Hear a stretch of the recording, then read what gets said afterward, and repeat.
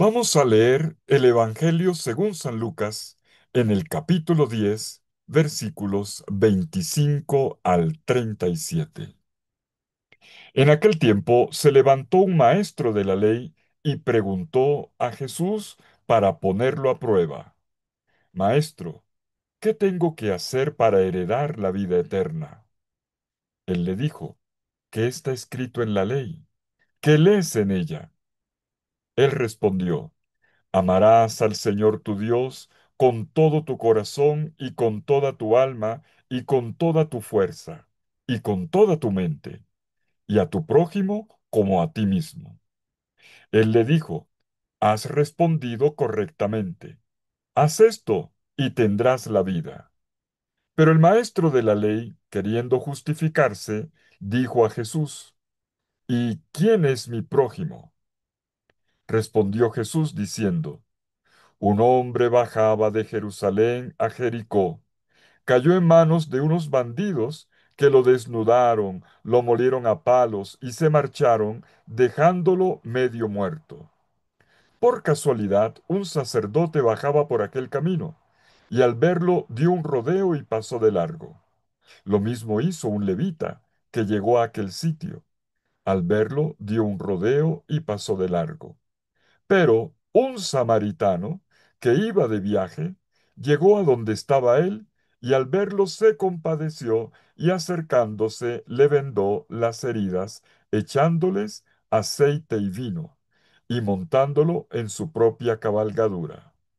Lo llevó a una posada y lo cuidó. Al día siguiente, sacando 2 denarios, se los dio al posadero y le dijo: Cuida de él, y lo que gastes de más, yo te lo pagaré cuando vuelva. ¿Cuál de estos tres te parece que ha sido prójimo del que cayó en manos de los bandidos? Él dijo: El que practicó la misericordia con él. Jesús le dijo: Anda y haz tú lo mismo. Palabra del Señor. Gloria a ti, Señor Jesús. Leemos este domingo una de las parábolas más prominentes del Evangelio según San Lucas, la del buen samaritano, la cual ha sido leída y releída muchas veces, pero que merece ser retomada con sumo cuidado, ponderando tanto sus detalles como la robustez de su conjunto, tal como lo vamos a hacer en esta ocasión. Ante todo, visualicemos todo el relato. Notamos enseguida que tiene 3 partes. La parábola del buen samaritano es la parte central, capítulo 10, versículos 30 al 35. Y esta está enmarcada, comienzo y final, por un diálogo entre un doctor de la ley y Jesús. Este diálogo comienza antes, versículos 25 al 29, y concluye después de la parábola, versículos 36 y 37. Leamos, pues, atentamente esta maravillosa página lucana, destacando algunos detalles interesantes de la construcción narrativa que nos permiten sumergirnos en el luminoso universo de la historia contada. Comencemos con el diálogo. La primera parte del diálogo entre Jesús y el doctor de la ley, versículos 25 al 29 del capítulo 10 de Lucas. Nuestro relato comienza con la aproximación de un doctor de la ley. En griego se dice nomikos, nomikos. Es un término del griego clásico, eh, que se refiere ante todo a un perito de la ley, esta categoría de personas especializadas en el conocimiento de la Torá, de la ley de Israel. Este nómicos, doctor de la ley, se levanta para plantearle a Jesús una pregunta importante. Maestro, ¿qué cosa debo hacer para heredar la vida eterna? A pesar de que la pregunta sobre lo que hay que hacer para alcanzar la vida eterna tiene cierta profundidad e inteligencia, lo cierto es que este maestro no está preguntando con buenas intenciones. No es sincero. Lo que quiere es tenderle una trampa a Jesús. Y el narrador se lo hace notar al lector, haciéndole una especie de guiño, informándole que por detrás de esta aproximación del perito de la ley y de su pregunta hay una tensión, un antagonismo escondido contra Jesús. Y por eso anota, se levantó para ponerlo a prueba. Prueba. El término usado aquí es ekpeirazo, un término que pertenece al vocabulario de las tentaciones, como lo vemos en Lucas 4:12. Bueno, y frente a esto, ¿qué hace Jesús? Jesús responde a la pregunta con otra pregunta. ¿Qué está escrito en la ley? ¿Cómo lees? Bueno, son dos preguntas. ¿Qué está escrito en la ley y cómo la lees? Responder a una pregunta con otra pregunta era habitual en las disputas jurídicas y doctrinales entre maestros, como aquí, un maestro que pregunta a otro maestro. Las preguntas, como acabo de recordar, son dos. La primera eh, lleva al... Aquí Jesús lleva a su interlocutor al terreno de su competencia. Es un maestro de la ley, lo lleva al texto de la ley, la Torá, que dice la Escritura. Enseguida, la segunda pregunta hace que salga a la luz el tipo de aproximación al problema que enseguida se va a desarrollar. Esto es, no solo qué dice literalmente la ley, sino cómo la interpreta. Jesús le dice, ¿de qué manera la lees? Y la respuesta la conocemos. Es la combinación de dos pasajes de la ley, de Deuteronomio y del Levítico, el amor a Dios y el amor al prójimo.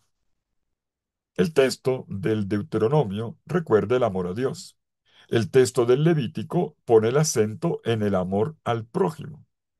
El texto del Deuteronomio está tomado de una oración eh, muy de la práctica oracional hebrea, que es el Shema, y que es una confesión de fe. Deuteronomio 6:5. Amarás al Señor tu Dios con todo tu corazón, con toda tu alma, con toda tu fuerza, con toda tu mente. Bueno, el texto aquí está ligeramente versionado con respecto al original hebreo.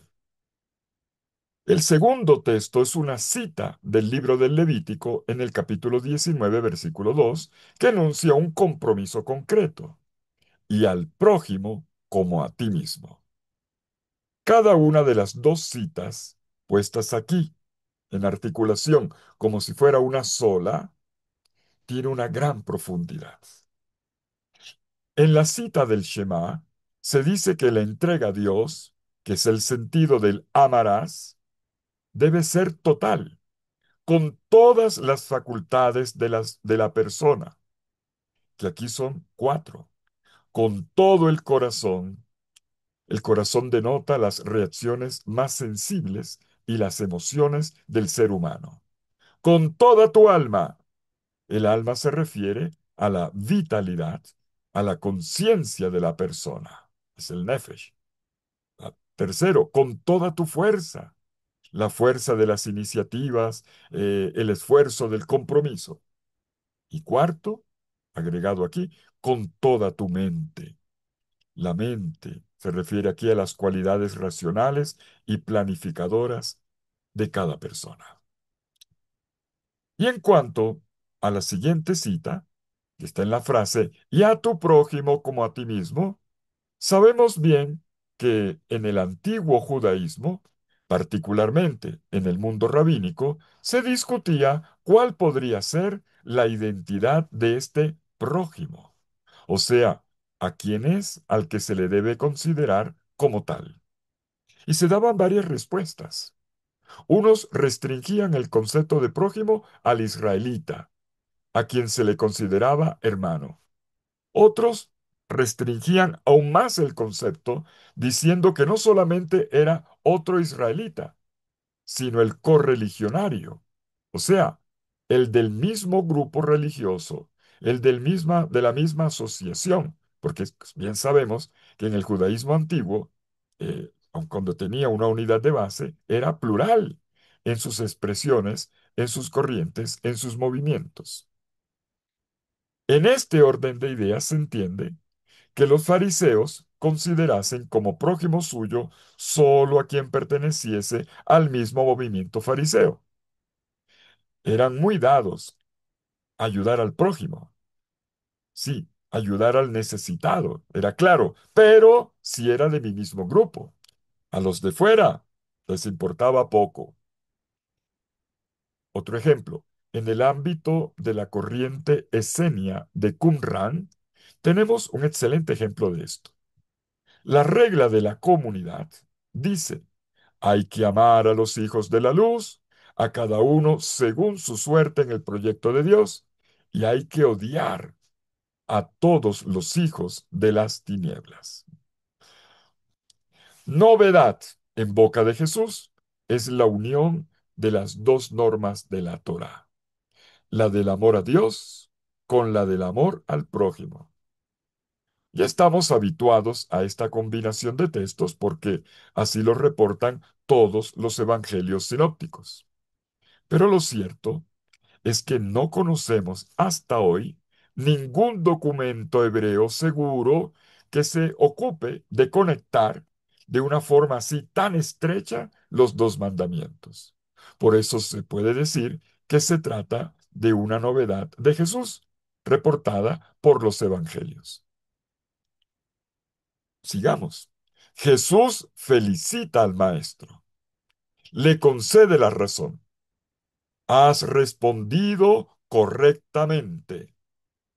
Y le agrega, pues haz esto y vivirás.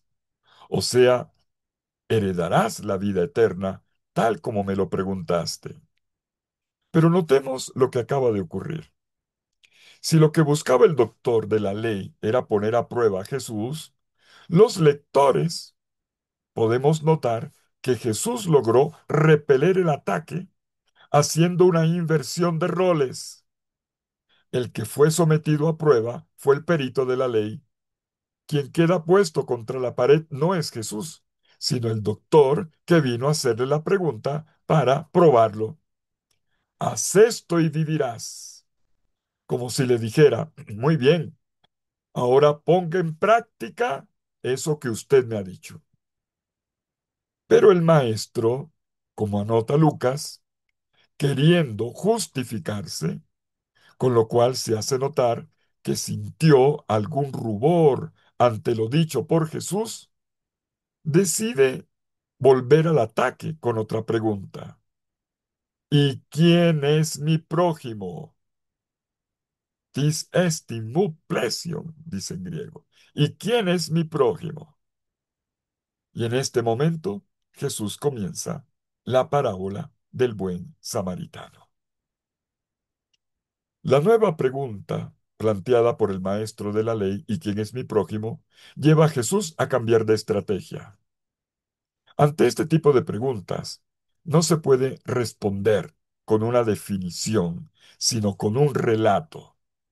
Por eso le cuenta una parábola de la cual se le pide al oyente que saque la conclusión respondiendo a la pregunta final, como vamos a ver enseguida.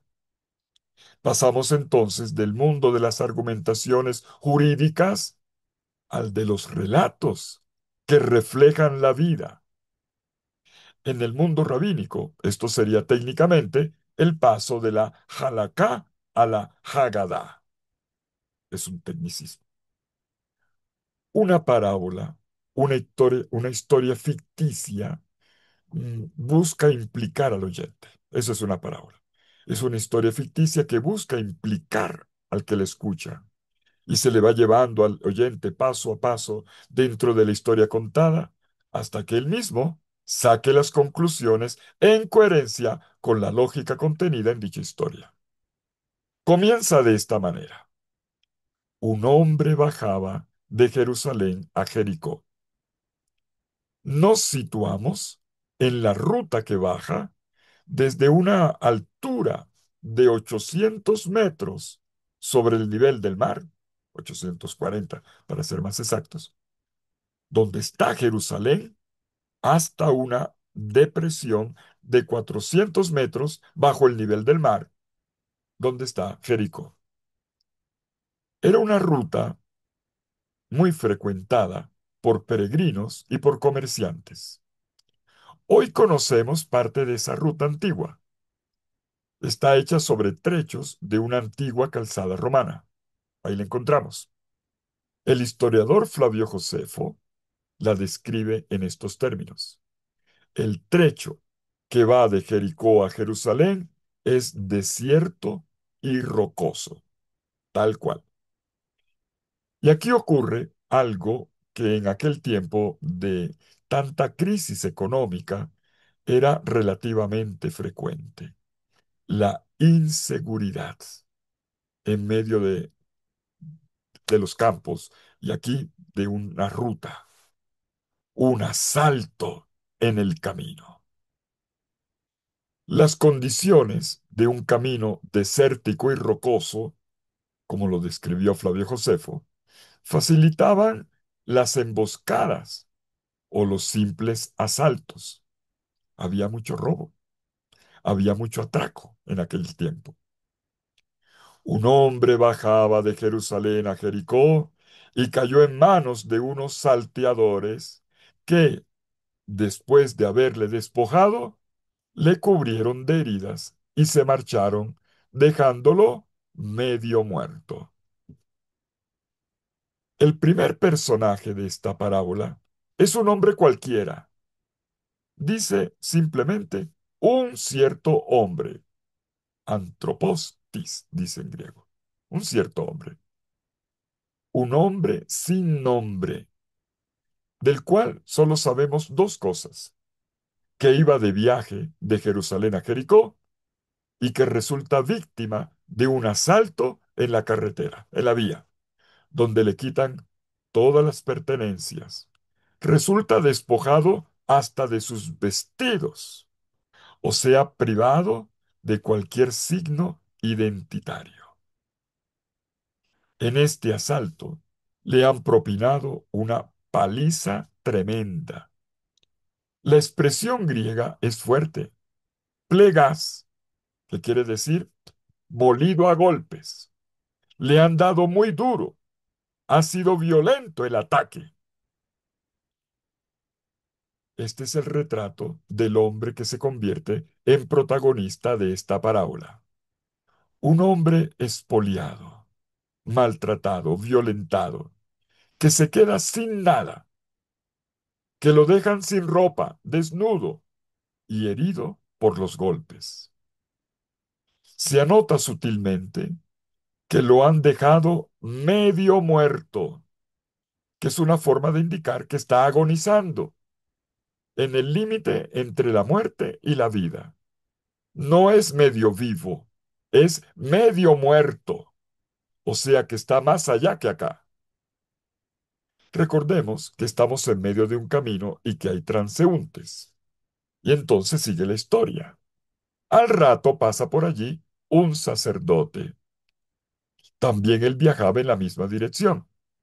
Dice el narrador con cierto tinte de ironía: por casualidad. Catasinkirian, por coincidencia. De él, por su oficio religioso, se esperaría que hiciese algo, pero no hace nada. Solo se dice que vio y pasó derecho. Y entonces se frustra la expectativa del lector. Nuestro narrador transforma el suspenso en sorpresa, contando que el sacerdote lleva a cabo dos acciones: ver y seguir de largo. Literalmente, es antiparerjomai en griego, que significa pasarse para el otro lado. Inmediatamente llega otro personaje. Se dice que ahora se trata de un levita. También él proviene del templo, del mundo de la liturgia, aunque es de menor categoría jerárquica que la anterior. Este levita reacciona igual frente al herido, o sea, no hace nada. Habiendo llegado para aquel sitio, vio y pasó para el otro lado. El mismo verbo, antiparérjoma. Ya son dos las ocasiones en las que se esfuma la posibilidad de socorrer al herido, agonizante además. Lo irónico es que la oportunidad se les ha dado a dos personas que eran consideradas las más cercanas al mundo de Dios, de la práctica de la ley, de la vivencia litúrgica. De hecho, son dos ministros del culto. Y para que veamos cómo el narrador carga las tintas sobre el comportamiento de las personas que por oficio están dedicadas al culto, vamos a hacer aquí otro llamado de atención en el texto. Observemos, observemos la descripción del movimiento, la forma como se da la aproximación al caso del herido en el camino por parte tanto del sacerdote como del levita. El texto repite eh, que lo hacen eh, de una manera extraña. Lo que hacen es un triste espectáculo. Primero, del sacerdote. Se dice, viéndolo, siguió por el otro lado. Y don, autón, viéndolo, antiparelten, cambió de acera. No es solo que pasó de largo. El verbo antiparerjomai, que he traducido ahora como cambiar de acera, en realidad significa caminar dándole la vuelta a algo a alguien y luego tomar la otra vereda, el otro andén. Con este verbo se significa la decisión tomada por este ministro del culto.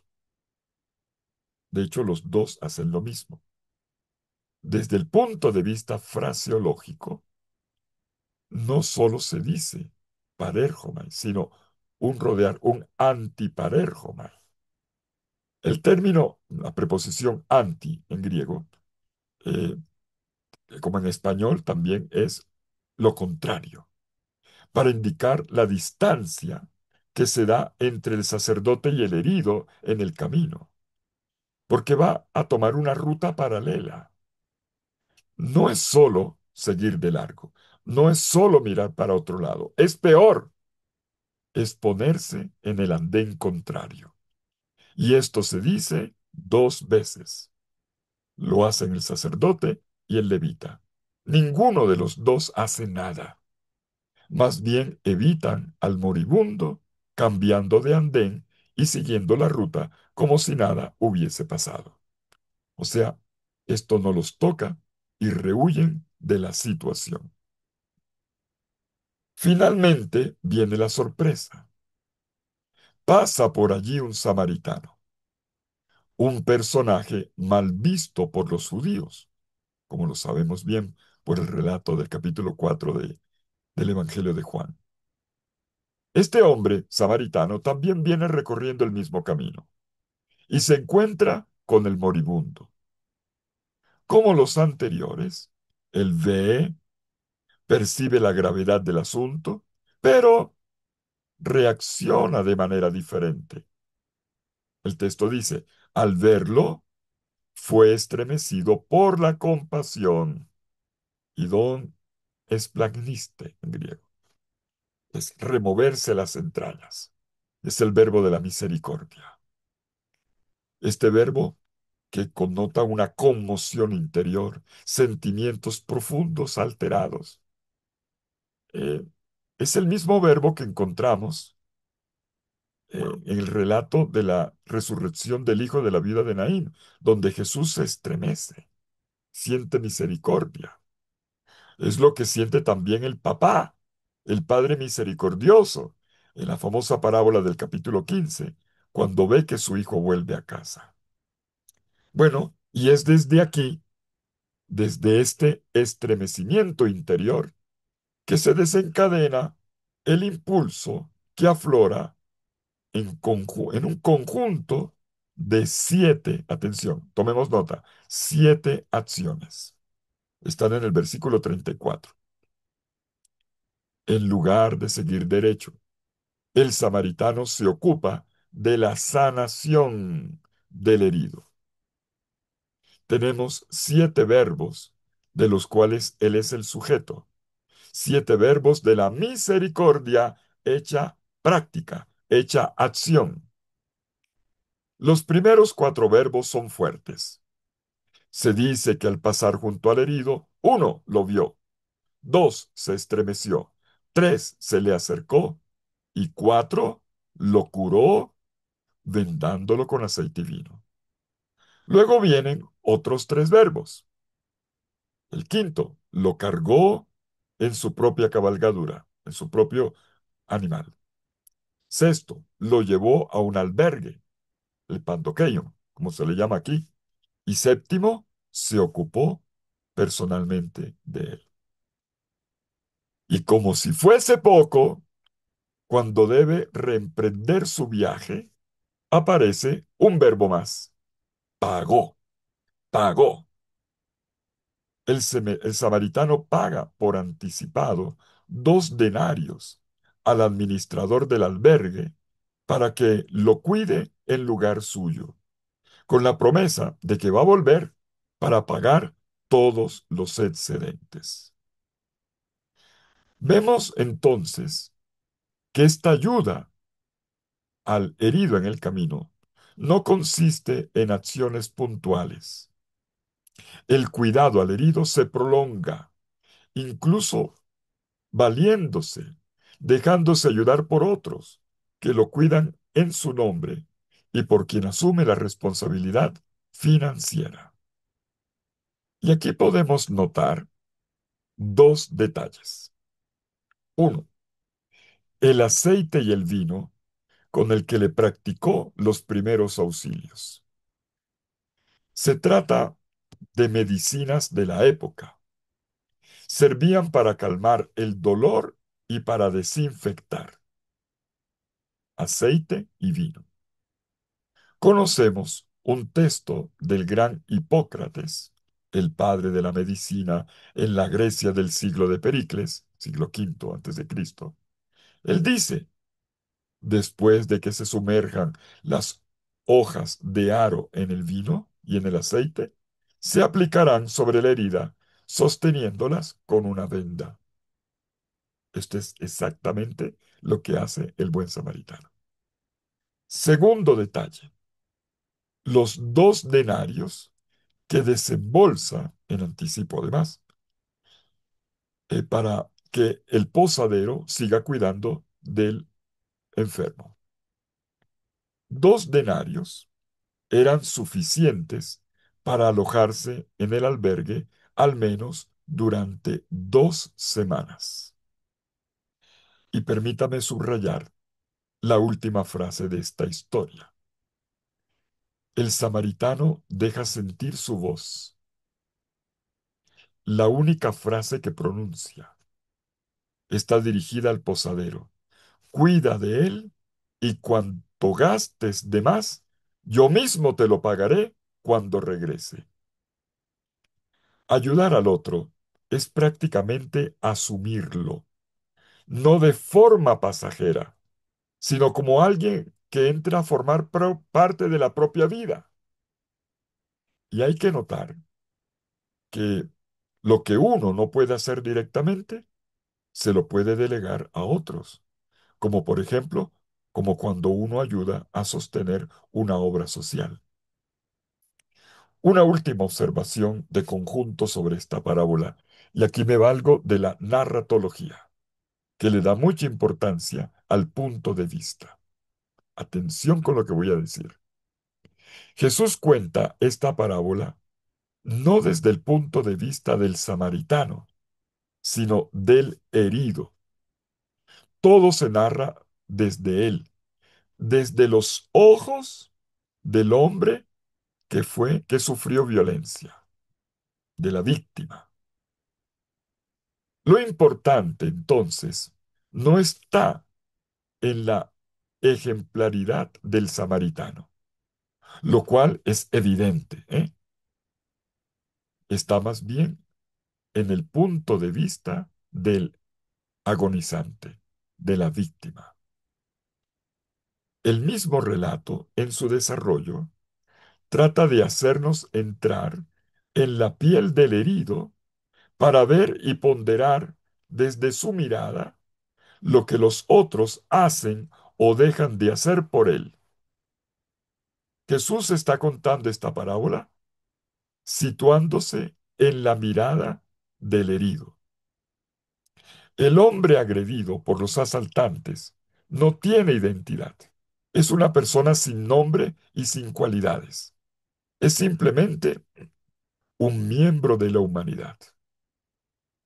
Ocurre que una identidad así, abierta, no puede más que facilitarle al lector una identificación con él, en este caso, con el hombre herido. Por otra parte, ya vimos cómo el sacerdote y el levita ven al herido y pasan derecho sin detenerse. Pero hay que notar que el narrador no explica el por qué no se detienen.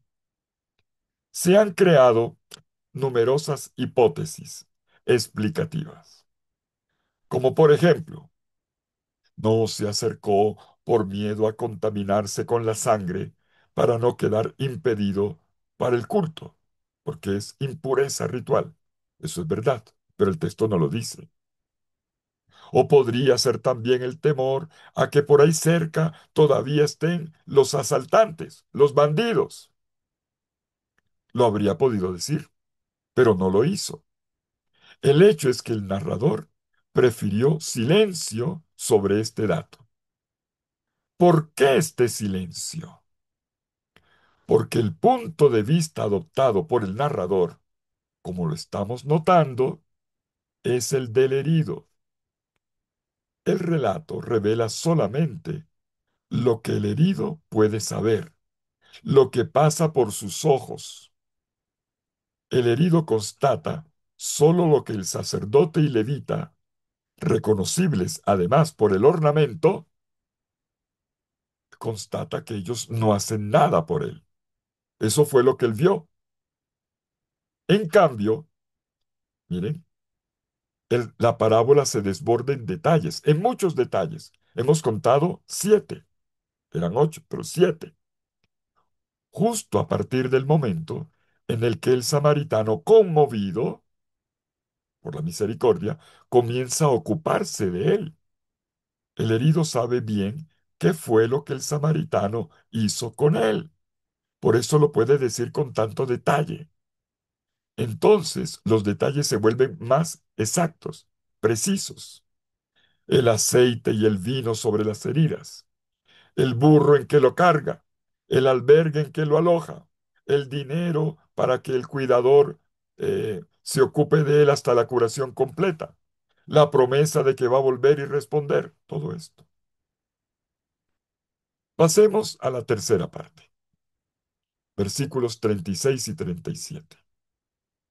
Una vez contada la parábola, el episodio termina con una nueva pregunta. Esta vez quien pregunta es Jesús al doctor de la ley. ¿Cuál de estos tres te parece que fue prójimo? ¿Cuál de los tres te parece que fue el prójimo del que cayó en manos de los salteadores? Recordemos que para justificarse, el maestro de la ley había preguntado, ¿y quién es mi prójimo? Ahora Jesús, ¡boom!, se la devuelve. A ver, ¿cuál de los tres de esta historia fue el prójimo del herido, del violentado, del que sufrió violencia por un asalto? Y aquí está la clave para captar el punto de vista desde el cual la parábola es narrada. Jesús está interrogando sobre la identidad del prójimo, que es el benefactor. ¿Quién fue el que se aproximó? ¿Quién fue el que se aproximó? Para el perito de la ley, prójimo es mi hermano. Prójimo es la gente. Ese es el prójimo. Pero aquí no. El prójimo, como piensa el maestro de la ley, sería el beneficiado. Su pregunta tenía lógica entonces. ¿A quién tendría yo que ir a ayudar? Pero como acabamos de observar, a partir del beneficiado se tiene una nueva mirada. Desde el herido. Es desde su situación miserable, desde su posición de víctima, que se decide el estatuto del prójimo. La parábola replantea entonces quién es el prójimo, no desde una definición teórica, sino desde una historia. Este relato ficticio, pero que ocurre tantas veces, permite al lector entrar en la piel de un ser humano que está en una condición desesperada. El prójimo no es el beneficiado, es el benefactor que sabe mirar. No es el otro, soy yo. Cuando sé mirar, cuando sé detenerme, cuando sé inclinarme, cuando sé darlo todo para cuidar a un ser humano maltratado, que está pasando necesidad. El prójimo no es el otro, soy yo cuando me hago próximo a quien está postrado en su invalidez. ¿Es claro? Entendemos mejor la conclusión. ¿Cuál de estos tres te parece que fue prójimo del que cayó en manos de los salteadores? Preguntó Jesús, y responde el doctor, acertando de nuevo, el que tuvo misericordia con él. Desde el punto de vista de Jesús, se da un cambio de perspectiva y el perito de la ley lo ha dado. Al final no queda más que responder como el doctor de la ley lo que es evidente. Cuando me pongo en situación de indigencia, no importa cuál sea mi identidad, espero que otro se reconozca como mi prójimo. Se hace mi prójimo quien toma la decisión de practicar misericordia conmigo. Y no es espontáneo, atención, el detenerse para ayudar. Requiere de un movimiento interno, la misericordia. La misericordia no es un instinto natural, es una conquista. No es un sentimiento, es una decisión. Es echarse al hombro el destino del otro. Entonces Jesús anima a este maestro de la ley, que ya está en afinidad de pensamiento con Jesús, que comparte el punto de vista. Jesús le dice, en conclusión, anda y haz tú lo mismo. Este episodio, que había comenzado con una pregunta que tocaba lo fundamental para todo ser humano: Maestro, ¿qué debo hacer para estar vivo, para ser un hombre verdadero, para llegar a la plenitud en la vida del Eterno? Jesús le ha respondido con un relato que compendia la solución de la historia y del destino de todo ser humano como Dios lo quiere en su ley. Terminemos. ¿Quién es mi prójimo? Tu prójimo es quien ha tenido compasión de ti. Ama a tu prójimo, o sea, ama a tus samaritanos. Acuérdate de amar a tus samaritanos, a quienes te salvaron, a quienes derramaron aceite y vino sobre tus heridas y derramaron amor en tu corazón. No te olvides de quienes te ayudaron y pagaron por ti. Debes amarlos con alegría, celebrativamente y con gratitud. Y luego aprende de ellos. Ve y haz tú lo mismo. Conviértete tú también en buen samaritano. Hazte prójimo. Muestra misericordia. Aprende el amor del amor recibido. Hazte tú también samaritano. Lo contrario del amor, no es el odio, es la indiferencia. Feliz domingo.